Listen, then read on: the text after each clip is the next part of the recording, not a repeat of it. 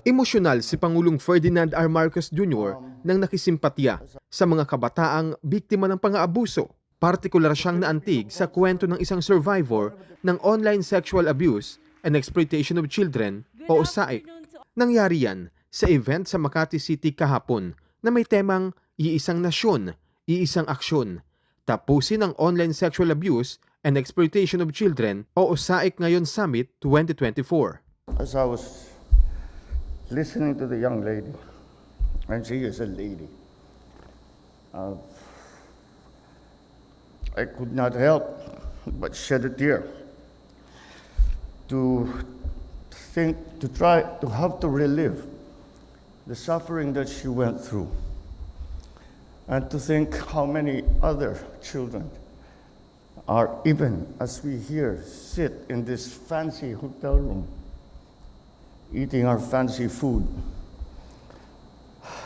continuing to suffer the same fate as she has.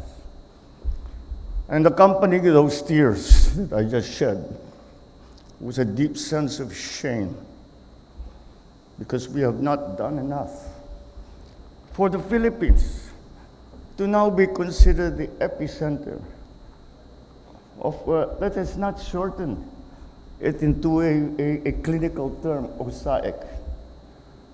It is sexual abuse and exploitation of children. And I leave it to your imagination. Kaya nanawagan ng Pangulo na magtulungan para maprotektahan ng mga kabataan.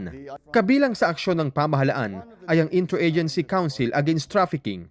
Nandyan din ang pagbuo ng administrasyon ng Presidential Office for Child Protection na magiging sentro naman ng mga pag-isikap upang tiyakin na bawat bata sa bansa ay protektado at suportado. Sa legislative level naman, sabi ng Pangulo, mayroon ng Anti-USAIC at Anti-SASAM Act.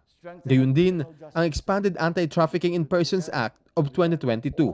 Malaking bagay rin aniya ang epektibong pagpapatupad ng Pilipinas ng Philippine Internet Crimes Against Children.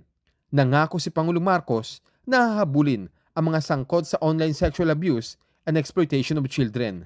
We are here today to confront one of the greatest challenges of our time. The challenges that we face in government are always the challenges that are brought to us by the future. And what exemplifies our future more, what symbolizes our future more than our children? And that is why this strikes at the very heart of our society. It undermines the foundations of what we are, of who we are as a people. No less than our president, Ferdinand Marcos Jr., said that the most heinous and evil of all crimes are crimes committed against children, specifically sexual exploitation. And during this meeting, he ordered all of those present to immediately crack down on OSAIC. This is our president ang nagtatanggol sa ating kinabukasan. Alan Francisco, para sa Pamansang TV, sa Bagong Pilipinas.